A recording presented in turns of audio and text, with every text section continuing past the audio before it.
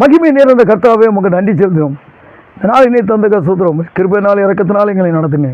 இயேசுவின் நாமத்தினால் ஜெபிக்கிற நல்ல தகப்பனே, ஆமேன்.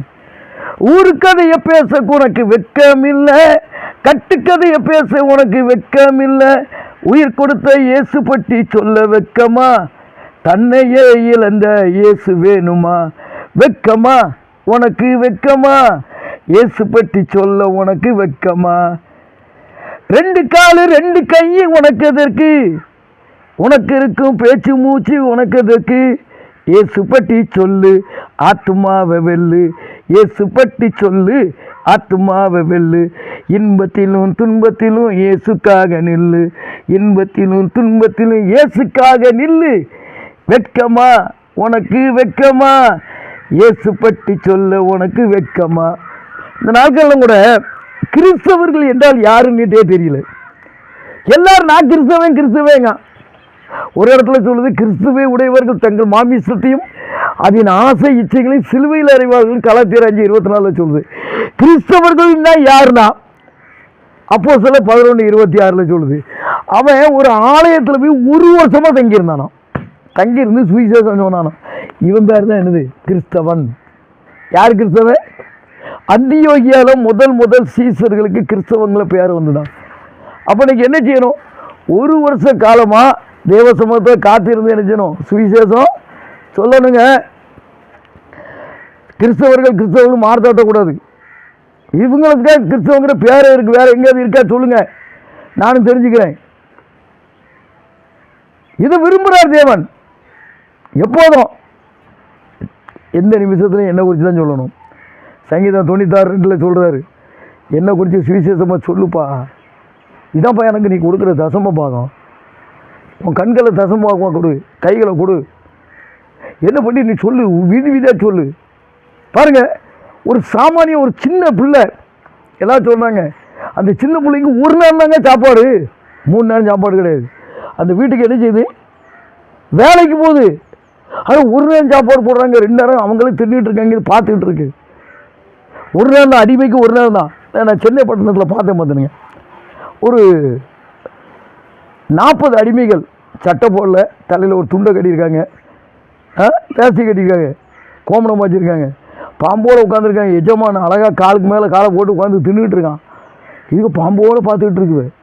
என்னப்பா நான் அந்த பிள்ளைகிட்ட போய் கேட்கேன், ஹிந்தியில் கேட்டேன். அப்போ அவங்க சொன்னாங்க, நாங்களாம் அடிமைகள், எங்களை விலைக்கு வாங்கியிருக்கிறாங்க, எங்களுக்கு 1 நேரம் சோறு திருப்தியாக கிடைக்கும், காலையிலும் கிடைக்காது, ராத்திரியும் கிடைக்காது, எப்போமாவது ஒரு கிளாஸ் காஃபி தருவாங்க.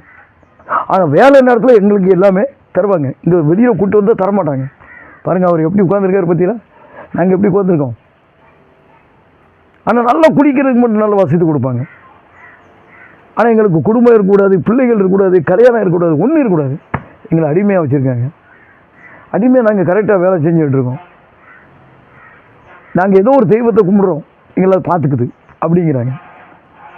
இந்த மாதிரி அடிமைகள், இந்த மாதிரி அடிமையாக இருக்க சொல்லி ஆண்டவர் சொல்லலை. ஆண்டவர் மட்டும் தான் அடிமையாக இருக்க சொன்னார். ஆனால் இன்றைக்கி நம்ம எதுக்கு அடிமையாக இருக்கோம்? உலகத்துக்கு அடிமையாக இருக்கோம். உலக பேச்சுக்கு அடிமையாகிடுறோம். கணவன்கிட்ட பேசுகிறன்னைக்கு ஒரு 10 நிமிஷம் பேசிடுறோம், மனைவிகிட்ட ஃபோனில் பேசலாம் 10 நிமிஷம். ஆனால் யார்கிட்ட அதிகமாக பேச முடியல. நான் ஆண்டவர் ஓட்ட என்ன விரும்புகிறாரு? உட்காரும்போது, நடக்கும்போது, படுக்கும்போது, எழுந்திருக்கும்போது 4 வாடி பேச சொல்கிறாரு. இங்கே ஒரு பையன் கேட்கான், எப்பவுமே ஆண்டவர்கிட்ட பேச முடியுமா, ஆண்டவர்கிட்ட எப்பவும் துதிக்க முடியுமா? அவர் சொல்கிறாரு, நீ உட்காரும்போது, நடக்கும்போது, எழுந்திருக்கும்போது, படுக்கும்போது பேசுங்காரு. அப்போ பைபிளில் எழுதி வச்சுருக்க பொழப்பு இல்லாமல் எழுதி வச்சுருக்காங்க.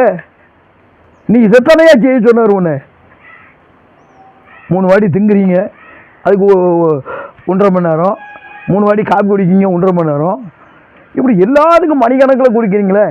இந்த வேதாகமத்துக்கு மணிக்கணக்கில் கொடுங்களேன், கொடுத்து பாருங்களேன். உங்களை கர்த்தர் என்ன உயர்த்த மாட்டாரா? உங்களை அடுத்தவங்களுக்கு அநேக ஜாதிகளுக்கு கடன் கொடுக்க வைக்க மாட்டாரா? ரெடியாக இருக்காரு வைக்கிறதுக்கு. ஆனால் நம்ம என்ன செய்ய மாட்டோம்?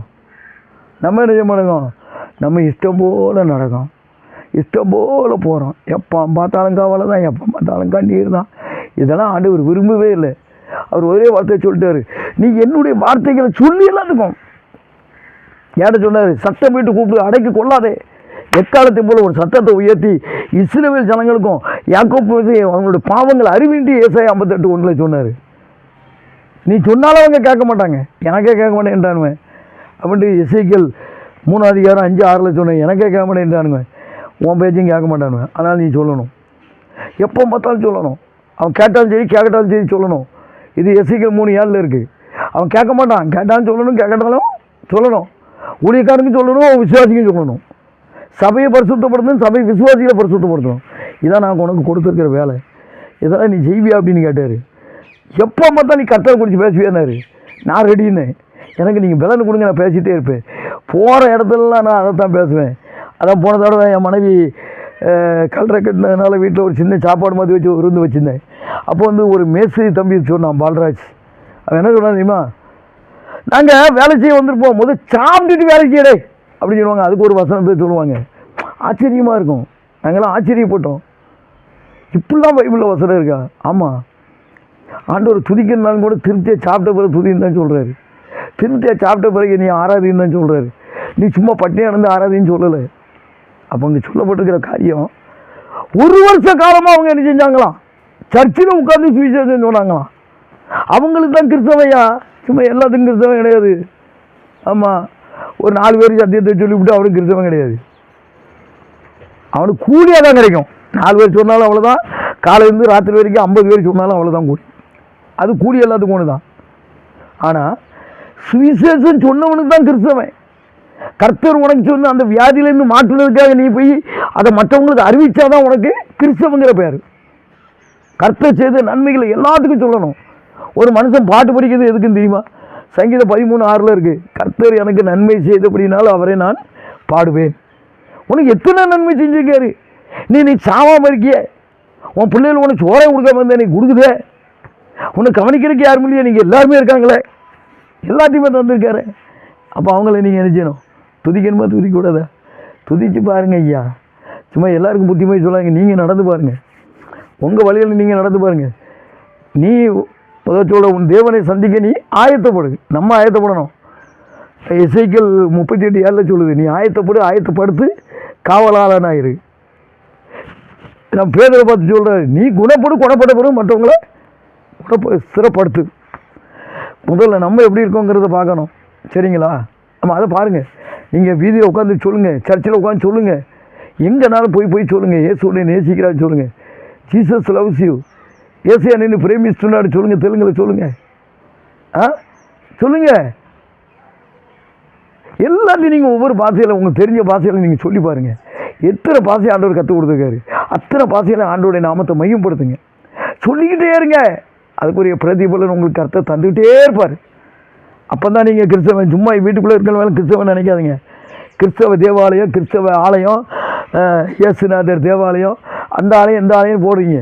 காலையிலேருந்து ராத்திரி வரைக்கும் ஆண்டவரை குறிச்சா பேசுகிறீங்க, வரவனுக்கு சுவிசேஷமாக சொல்கிறீங்க. உங்கள் வீட்டில் ஒருத்தன் கஷ்டத்தோடு வருவான், போ தேவாலயத்தை போய் முழங்கால் போடி சோமுன்னு உன் குடும்பத்தின் தேவைகளை கர்த்தர் சந்திப்பா சொல்கிறீங்களாங்கோ. அப்படியா ஐயா? அப்படியா ஆகிப்போச்சு. அவன் கூட சேர்ந்து அந்த கழுதை கூட சேர்ந்து இந்த கழுதையும் கூட போயிடு. அப்படி சொல்லக்கூடாது. நீ போ, தேவாலயத்துக்கு போ, உன் கண்ணீரை துடைக்க அவர் சித்தம் பண்ணியிருக்கிறார். ஆமேன். கர்த்தர் இந்த வார்த்தையின் மூலமாக உங்களை பலப்படுத்துவாராங்க. ஆமேன். இந்த வீடியோ உங்களுக்கு ஆசீர்வாதமாக இருந்திருக்கும் என்று நம்புகிறோம். இந்த வீடியோவை லைக் செய்து உங்களுடைய நண்பர்களுடன் பகிர்ந்து கொள்ளுங்கள். இந்த வீடியோவை பற்றிய உங்களுடைய கருத்துக்களையும் சாட்சிகளையும் கீழே கமெண்ட் செக்ஷனில் தெரியப்படுத்துங்க. தொடர்ந்து நம்முடைய சேனலில் வரக்கூடிய எல்லா வீடியோவும் மிஸ் பண்ணாமல் பார்க்குறதுக்கு நம்ம சேனலை சப்ஸ்கிரைப் பண்ணி வச்சுக்கோங்க. உங்கள் ஜெப உதவிக்கு 9842671266 என்ற எண்ணிற்கு தொடர்பு கொள்ளுங்கள். கர்த்தர் உங்களை ஆசீர்வதிப்பாராக.